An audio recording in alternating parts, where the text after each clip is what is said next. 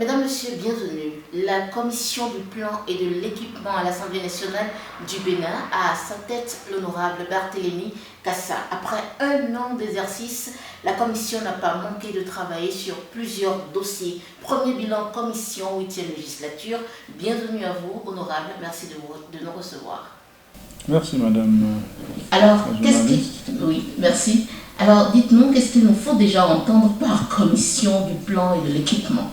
La commission du plan de l'équipement, c'est une des 5 commissions techniques du Parlement qui a la responsabilité d'examiner tout ce qui est projet de loi et proposition de loi relatif à tout ce qui est programmation de développement, à tout ce qui est infrastructure de développement, à tout ce qui relève des équipements, tout ce qui relève de la production, pour ne pas dire de l'agriculture, tout ce qui relève du commerce, du tourisme. Quand on a parlé d'infrastructure, on parle également de l'énergie, des mines et tout ça. Voilà les domaines de compétences de la commission dont j'ai la responsabilité à l'Assemblée nationale. Alors, honorable, en un an, quels ont été les travaux de la commission? Sinon, les grands dossiers dont s'est occupée la commission. Oui, merci beaucoup, madame. Vous savez, avant ma prise de fonction à cette place, il y avait à peu près 18 dossiers qu'il fallait instruire au niveau de la commission. Ça, c'est ce que les dossiers dont j'ai hérité. En plus de cela, c'est que en cours de législature, beaucoup d'autres dossiers ont été affectés à la commission, notamment les dossiers de ratification, parce que c'est ceux-là qui sont souvent les plus urgents. Sur l'ensemble des dossiers qui m'ont été affectés, aujourd'hui sur ma table, il y a 0 dossier. Je peux dire qu'il y a 0 dossier. Les dossiers qui ont été examinés par ma commission sont variés, comme j'ai dit tantôt. Relativement d'abord aux finances, vous savez que ma commission co-préside les travaux budgétaires avec la commission des finances. Et c'est pour ça tout le budget général de l'État qui a été adopté l'année passée, ça a été avec la participation active de notre commission, la C3, et en plus, beaucoup de dossiers de ratification pour accord de financement, bien avant que la Constitution ne soit revue, pour rétrocéder ce privilège au gouvernement, quitte à ce que l'Assemblée soit informée 3 mois après. Donc, à part ces dossiers de ratification d'accords de prêt, il y a beaucoup de conventions internationales qui ont été ratifiées. La plus importante, c'est celle qui est relative à la sécurité de notre plateau continental. Vous savez, beaucoup de choses se passent en mer en termes de pêche illégale, en termes de piraterie, mais le Bénin à lui seul ne dispose pas des moyens pour faire face à ces voyous, à ces amateurs de piraterie, de pêche illégale. Il y a eu une convention sous-régionale pour laquelle le gouvernement a sollicité l'accord de ratification afin d'être dans un pool de techniques capables de venir au secours du Bénin lorsqu'il y a l'alerte sur la piraterie maritime. Cette commission a travaillé largement et amplement sur ça. Il y a aussi la loi qui organise un peu la pêche au large de nos côtes.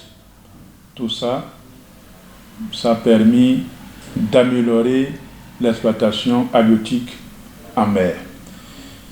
Nous avons, sur le plan de l'énergie, nous avons révisité le code d'électricité en République du Bénin, qui était un code très attendu par différents investisseurs pour permettre d'accélérer les investissements dans le secteur. Je pense que ça a été un des grands défis, très attendu par le gouvernement. Aujourd'hui, ces choses faites avec beaucoup de satisfaction. Par rapport à ce code-là, quelles ont été les modifications phares? Est-ce qu'on peut en parler? Ce qui était substantiel, oui, c'est d'abord que désormais, l'investissement dans le secteur est ouvert, contrairement à ce qui se passait avant, où le monopole était détenu par la CEB, et les États trichaient même un peu. Les États trichaient, n'avaient pas ce monopole-là. Mais le Code a libéralisé le secteur et a consacré une autorité indépendante de régulation qui rassure les investisseurs. Ça, c'est très important. Vous ne pouvez pas créer un environnement concurrentiel quand il n'y a pas libre arbitre. C'est pour ça que le Code est une grande innovation. Et également a autonomisé un certain nombre de maillons de gestion de l'électricité, notamment réaffirmer la volonté de l'État à investir dans les zones rurales à travers le renforcement des pouvoirs de l'agence d'électrification rurale, la création d'autres structures qui sont chargées d'assurer l'éclairage public désormais en relation avec les communes. D'autres structures privées, c'est ça? Non, des agences de l'État qui vont être chargées de faire la promotion de cet éclairage public. Vous savez, la loi sur la décentralisation confère la gestion de l'éclairage public aux communes. Et donc, l'État s'était un peu éloigné de cela, mais on a vu que, vous voyez dans quel état se trouvent nos villes et nos campagnes. Ce n'est pas agréable en matière d'éclairage. Donc, on a encore un peu recentré pour que l'État, en collaboration avec ses communes, ait un privilège dans la gestion de l'éclairage public. Quelques innovations de ce code-là. En dehors du secteur de l'électricité, nous avons dans le secteur des développements. Dans le secteur des développements, nous avons voté, examiné, fait voter plutôt la loi portant Code des investissements en République du Bénin. Cette loi a permis d'améliorer l'attrait des investisseurs au Bénin, parce que nous sommes dans un environnement concurrentiel où les investisseurs ont beaucoup de propositions dans d'autres pays. Regardez à gauche et regardez à droite, il fallait que nous ayons un code plus attrayant pour que, au lieu d'aller dans les autres pays, qu'ils puissent déposer leurs valises ici au Bénin pour le bien-être de nos populations, pour la sécurité de leurs investissements.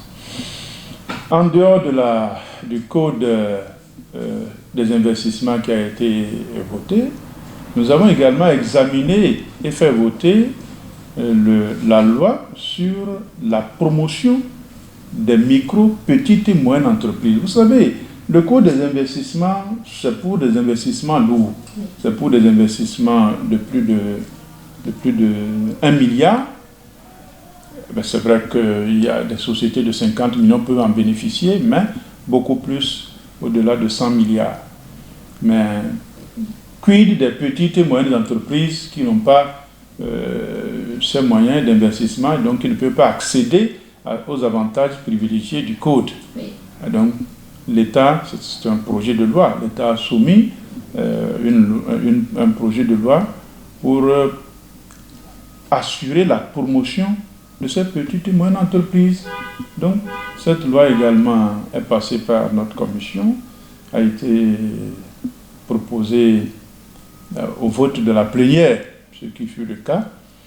Nous avons également examiné en notre commission le projet de loi portant création des entreprises publiques.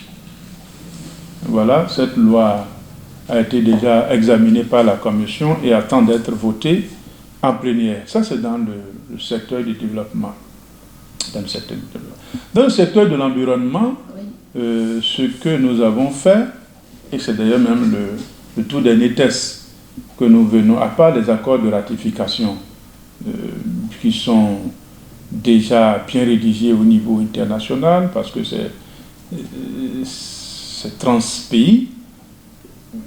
Ce qui est purement nouveau, c'est la loi portant sur la biosécurité au Bénin.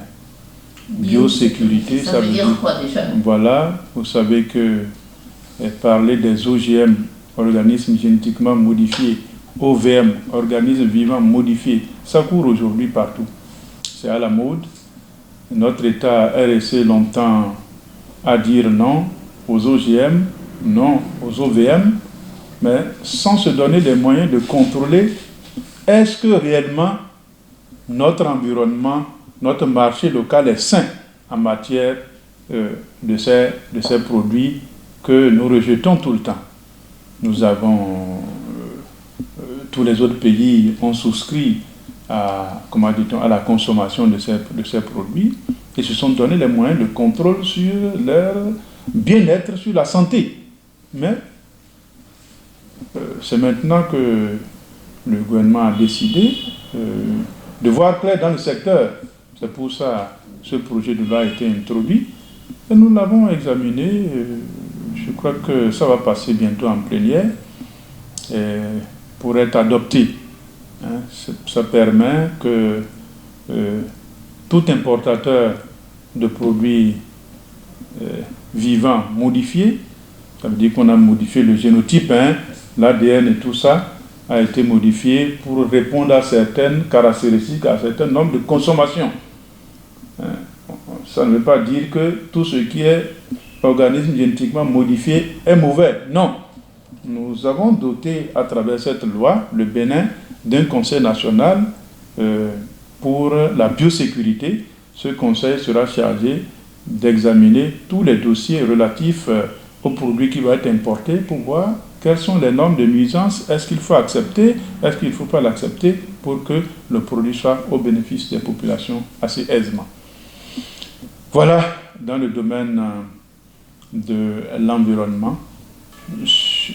Dans le domaine du numérique, voilà, nous avons également revisité le code du numérique. Dans le domaine de la pêche, toujours, voilà, c'est une proposition de loi que je vais soumettre bientôt. Elle est là, qui porte, parce qu'on fait beaucoup de recherches pour savoir si nous sommes à jour par rapport à un certain nombre de choses. J'ai décidé de faire modifier la loi du 7 août 2014 qui est relative à la pêche et à l'aquaculture en République du Bénin. C'est ça que je vais soumettre bientôt pour faire avancer les choses. Le domaine de l'environnement, j'ai oublié encore. J'ai fait soumettre ça sur une proposition de loi pour garantir, sécuriser un peu l'usage des produits chimiques, notamment prémunir leur toxicité des sols et leur toxicité de tout genre en République du Bénin. Je crois que cette proposition de loi que j'ai soumise est effectivement dans mon domaine de compétences affecté à ma commission. Il va être examiné bientôt. Voilà un peu rapidement le tour qui est fait sur ce que nous sommes en train de faire au Parlement en ce moment. Alors, permettez-moi de revenir, honorable Barthélémy Cassa, sur le code du numérique sur lequel vous avez travaillé. La critique que vous avez faite que les députés sans grande maîtrise du numérique et tout n'ont pas pensé à l'intérêt du peuple. Donc, racontez-nous un peu comment les travaux se sont faits en ce moment. Merci beaucoup, madame. C'est bien de poser la question aussi brute, parce que tout le monde ne connaît pas ce qu'on appelle le travail législatif. Un député, ce n'est pas un connaît-tout. Un député, ce n'est pas un connaît-tout. C'est un élu qui essaye d'examiner les dossiers qui nous sont soumis en relation avec les intérêts du peuple. C'est tout ça. Les dossiers qui lui sont soumis, par qui? Par des experts. C'est vrai qu'on est nous-mêmes, il y a des députés qui sont des experts. Mais un expert n'est pas compétent tout seul. Un expert n'est pas compétent tout seul. J'ai dit, vous voyez cette loi, cette proposition de loi, je vais la soumettre, mais ce n'est pas moi qui ai rédigé tout ça. Mais j'appelle telle compétence, telle autre. On fait beaucoup de moutures avant de soumettre. Vous n'allez pas dire que le gros volume que vous avez vu là, que ce sont des députés qui se sont assis là pour rédiger parce qu'il n'y a aucun spécialiste de numérique là, d'accord. Il y a des cabinets. Il y a des cabinets spécialisés qui font des propositions, qui font des projets, qui font des études pointues. Mais c'est ça même notre rôle. Notre rôle, c'est de solliciter tous ceux qui sont capables de nous aider. Vous savez, pour des dossiers du genre, nous avons pris l'habitude de parler de séminaires parlementaires. Un séminaire parlementaire n'est pas animé par des députés. C'est de donner la voix aux techniciens même pour qu'ils exposent les contours du dossier. Et donc le député, en ce moment, pose beaucoup de questions pour voir est-ce que ça répond réellement à ce que le peuple peut attendre. Vous ne pouvez pas nous dire qu'on s'est enfermé pour voter le code numérique, sachant qu'on ne s'y connaît pas. Non, c'est faux. C'est faux, madame. Je ne suis pas d'accord. Vous ne pouvez pas jeter de l'eau propre comme ça sur tous les spécialistes qui ont préétudié le dossier. Si vous estimez que certaines dispositions ne sont pas bonnes, il y a des lois rectificatives. Vous pouvez nous faire des suggestions toujours pour dire à l'application, telle disposition pose problème. Voici comment est-ce qu'on souhaiterait que ce soit formulé. On va retourner au Parlement encore, tambouriner cela et ressortir quelque chose de cohérent. Nous sommes au service du peuple, nous ne pouvons rien prendre contre le peuple. Vous avez vu les lois électorales. Dès qu'à l'application, on voit que quelque chose croche, on retourne au laboratoire. Donc, si vous estimez que certains points du code numérique ne sont pas satisfaisants, il y a 83 députés, en ce moment 82. Chaque député a la possibilité d'introduire ce qu'on appelle proposition de loi, si vous ne voulez pas passer par le gouvernement. Nous sommes au service du peuple. Voilà. Alors, honorable Barthélémy Cassa, nous tendons vers la fin de cette émission. Dites-nous, au cours de vos travaux, est-ce que la commission en un an a connu des difficultés particulières? Dites-nous. Difficultés particulières, non. Non. Parce que tout est technique. Tout est technique. Et c'est la commission, vous pouvez demander au gouvernement, c'est la commission au niveau de laquelle tout le monde est à l'heure. Quand on convoque la commission pour 10 heures, on démarre à 10h00. Ça, c'est très important pour la bonne gestion des dossiers et pour la mise en confiance de tout un chacun par rapport au travail législatif. Au sein de la commission, le technique prend toujours le pas sur le politique, honorable. Madame, chaque commission parlementaire est une commission technique. C'est une commission technique. Ça veut dire que tous les arguments qui sont avancés en commission sont techniques. C'est ce que ça veut dire. Quels que soient les intérêts de ces hommes techniques. Quels que soient... Non. Dans tous les cas, pour ce qui est de la commission, il y a des commissions qui tendent vers politique, qui ont des dossiers politiques. Okay. Mais la commission du plan n'a aucun dossier politique. La commission des lois peut avoir des dossiers politiques. La répartition des sièges, les nominations, des trucs comme ça, c'est un peu virtuel. Mais ici, là, c'est du concret, là, c'est la technique, là. Tout dossier en commission du plan est un dossier technique. Il n'y a aucun rêveur qui vienne parler en commission du plan. Après un an, quelles sont les projections au sein de la commission? Les projections, comment ça? Madame, La commission ne peut faire aucune projection. Tout ce qu'il y avait à faire comme projection, c'est terminé. C'était de vider tous les dossiers qui sont en instance. Je n'ai plus aucun dossier en instance. Donc, je n'ai aucune projection parce que le travail d'une commission, ce n'est pas un travail exécutif pour dire je vais faire ceci, je vais faire cela. Non. C'est au fur et à mesure que les dossiers entrent. Et les dossiers, je ne peux pas savoir ce que chaque député va introduire demain ou après-demain. Pour dire, bon, j'ai lu la tête de ce député, il va introduire tel autre dossier, je vais aller dans tel sens. Non, je n'ai pas de programme. Mon programme est fait par rapport aux dossiers qui me sont affectés par le président de l'Assemblée en séance plénière. Voilà. Donc il n'y a pas de loi phare et tout sur lesquelles vous prévoyez tambouriner à l'avenir? Vous pouvez poser la question à chaque député individuellement. La commission ne fait pas les lois. La commission préexamine les lois qui lui sont soumises, soit par proposition, c'est-à-dire d'un député, soit par loi, c'est-à-dire par proposition, projet de loi, c'est-à-dire du gouvernement. La commission ne peut pas dire, bon, moi, commission, je vais faire des lois dans tel secteur. Non.